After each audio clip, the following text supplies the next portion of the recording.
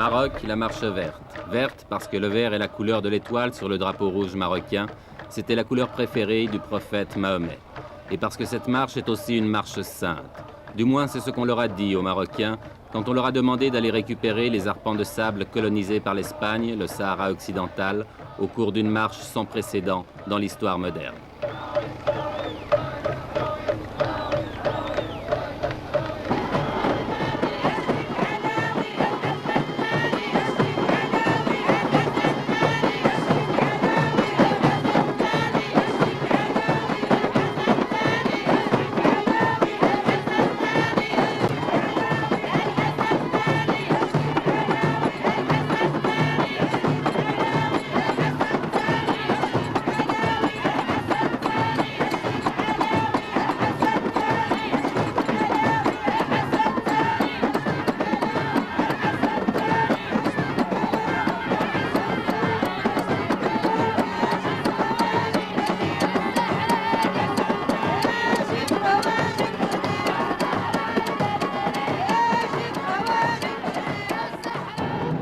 Un homme a eu l'idée de cette marche, à moins que quelqu'un la lui ait suggérée, une idée politiquement géniale, même si on peut la critiquer, et cet homme, le voici, il a 46 ans, c'est le roi du Maroc, Hassan II.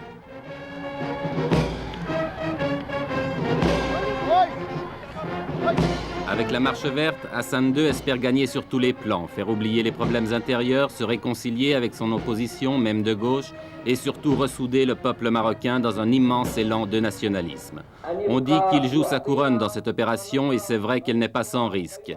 La tension dans cette région du Maghreb est montée dangereusement et justement, le secrétaire général des Nations Unies, M. Kurt Waldheim, était venu ce jour-là pour en discuter avec le roi.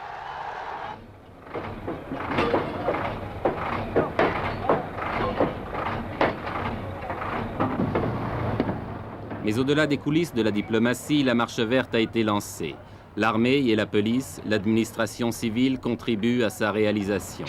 C'est presque la totalité des moyens de transport du pays qui ont été mobilisés, trains, autocars et camions rassemblés à Marrakech, devenue la capitale du grand départ.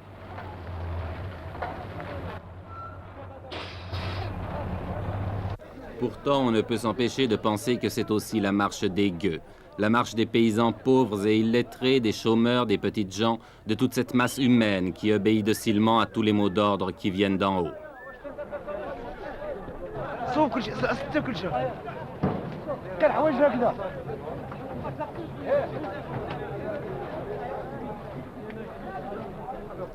Le roi avait demandé 350 000 volontaires. Ils ont été presque le double à s'inscrire. Pour beaucoup, c'était l'occasion de faire pour la première fois de leur vie un grand voyage ou de voir la mer, bref, presque des vacances offertes et organisées par Sa Majesté.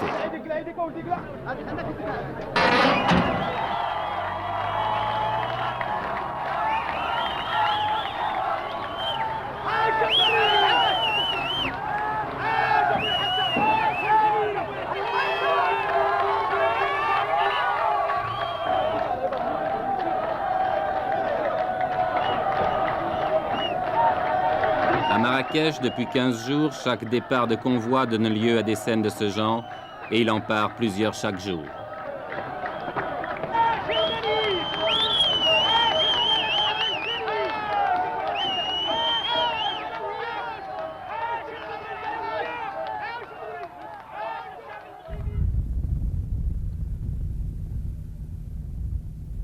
Ils sont partis de toutes les régions du pays, de toutes les provinces. Ceux qui venaient du nord ont parcouru plus de 2000 kilomètres, entassés par paquets de 50 sur chaque camion.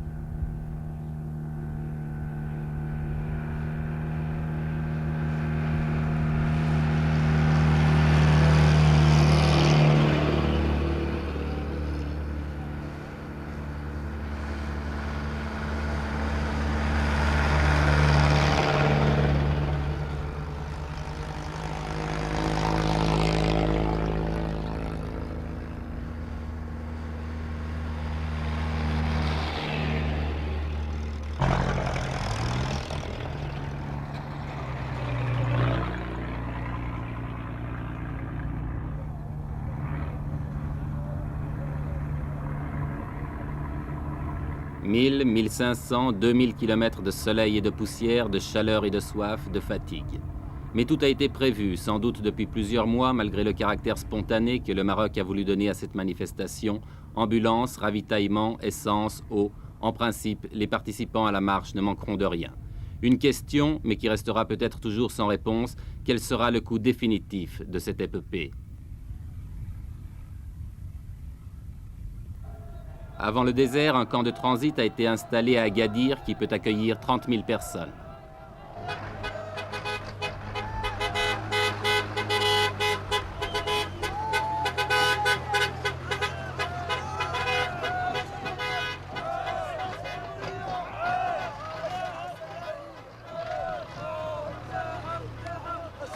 Vous venez d'où? De la province de Taza. C'est à combien de kilomètres d'ici? D'ici à peu près dans les 700 km. 700 à 800. Il y a combien de personnes qui sont venues de cette province? 10 000 personnes. 10 000. 10 000 personnes. Et maintenant, vous allez partir où? On va y aller, Inch'Allah, au Sahara. Au Sahara? Au Sahara. Jusqu'à Terfaya?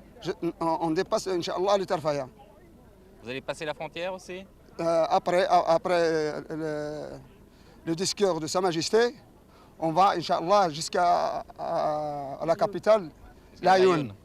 Vous allez traverser à Laayoune? Oui. Sahara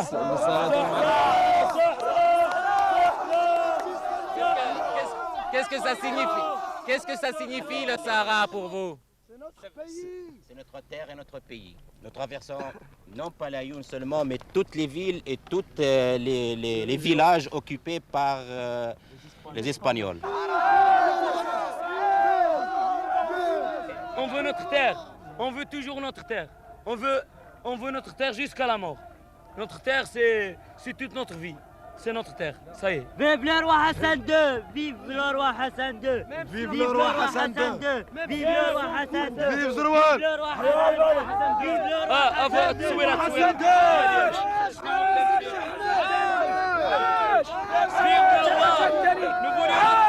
عاش الملك! عاش الملك! عاش الملك!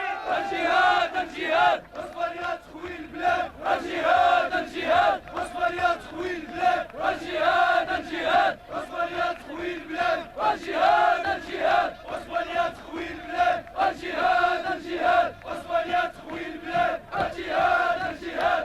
Cela fait plus de 2 semaines maintenant que les premiers convois ont pris la route du sud. Plus de 2 semaines de délire qui confine au fanatisme. Plus de 2 semaines que le Maroc vit dans la fièvre. Tout cela pour quelques milliers de tonnes de phosphate, vous demanderez-vous? Non, pas seulement. Tout cela aussi, du moins aux yeux du peuple, au nom du roi et de Dieu, si Dieu le veut, Inch'Allah.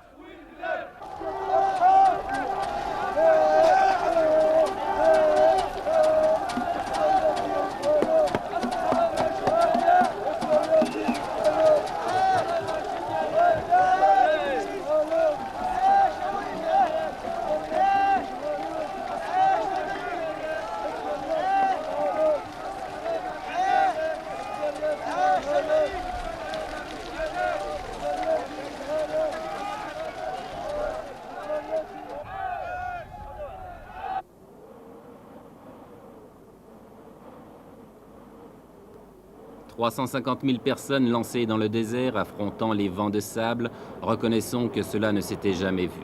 En deçà des considérations politiques qu'elle peut inspirer, la Marche verte offre le spectacle hallucinant d'une nation jetée dans l'aventure. Folie ou coup de bluff, impérialisme ou nationalisme, je l'ignore. Mais regardez ces images.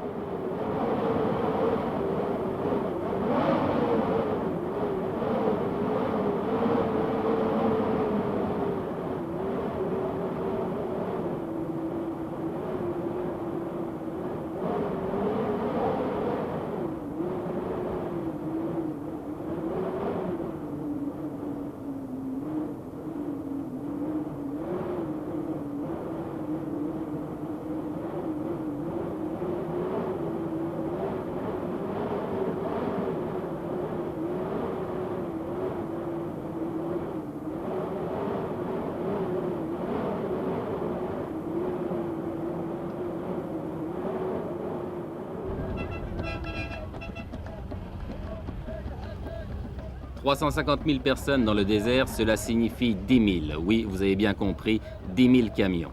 En une journée, ce sont 5 convois comme celui-ci que nous avons rencontré sur la route.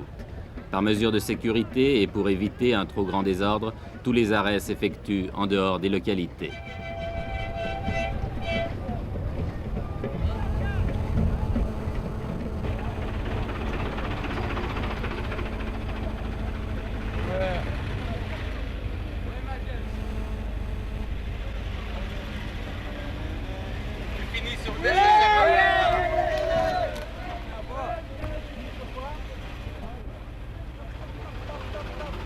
Chaque fois que nous dépassons un convoi, nous retrouvons la même atmosphère, une atmosphère de frénésie.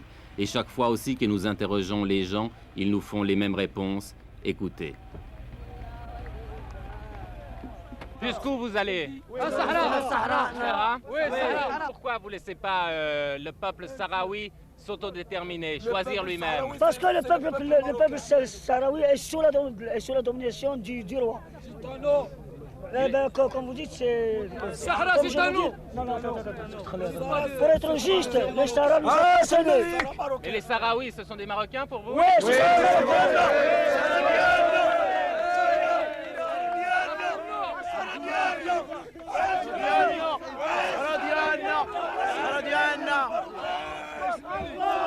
حسن هو حسن ده الله اكبر الله اكبر الله اكبر الله اكبر الله اكبر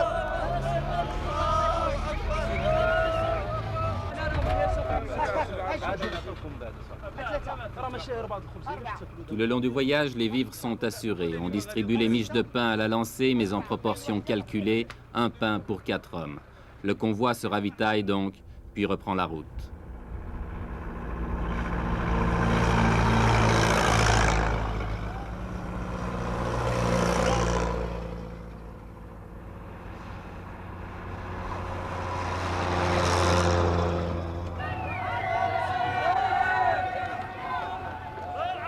Oui, tout le Maroc vit à l'heure de la marche verte. Oui, c'est devenu une épopée nationale. Chaque traversée de ville en témoigne.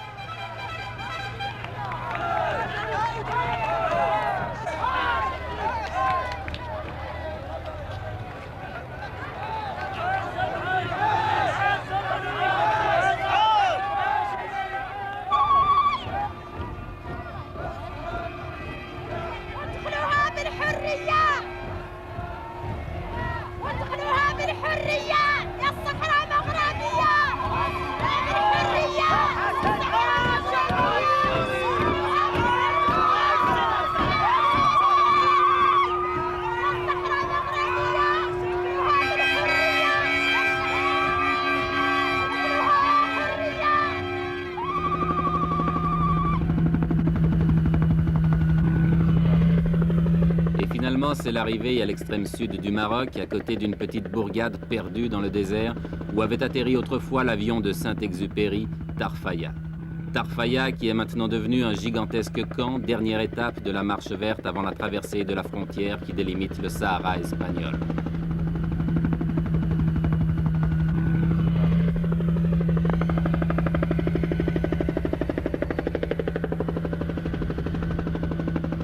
Dans ces alignements de tentes et de camions, on s'est installé province par province. Et l'ambiance de ce campement le fait ressembler à un Woodstock du désert.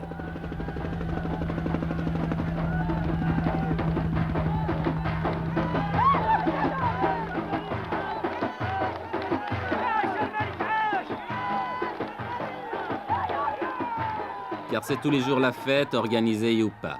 Ici, c'est la fête parce que le Khaïd, le maire de Tarfaya, est venu rendre visite à ses innombrables voisins. Lui, qui vivait seul ou presque dans son bled oublié au fond des sables, que doit-il penser de ce fantastique rassemblement ?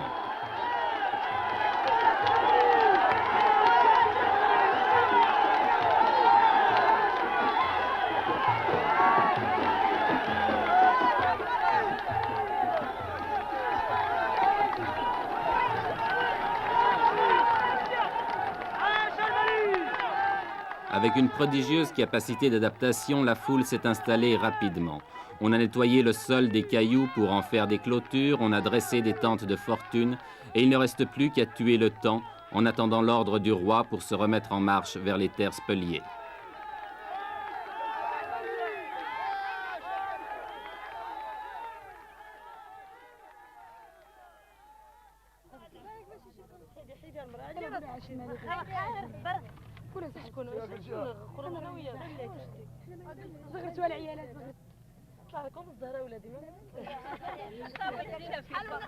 Les vivres sont distribués par les organisateurs, mais comme on n'est jamais si bien servi que par soi-même, on s'est mis à faire la cuisine, à frire les beignets, à faire bouillir le thé de menthe ou même à cuire le pain.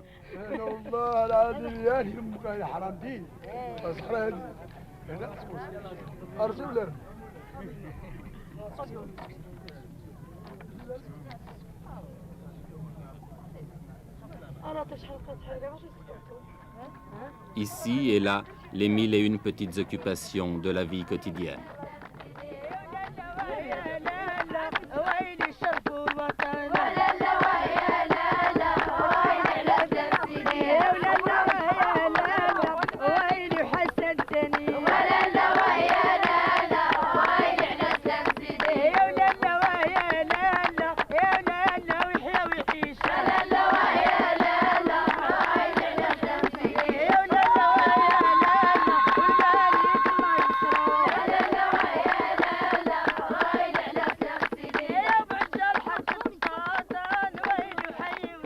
On danse, tandis qu'à quelques kilomètres de là, on se prépare peut-être à la guerre. L'Espagne, depuis le week-end dernier, a tout à coup durci sa position et ne semble plus du tout disposée à laisser pénétrer la marche verte sur son territoire. Que va-t-il se passer? Mais qui se pose ici ce genre de questions?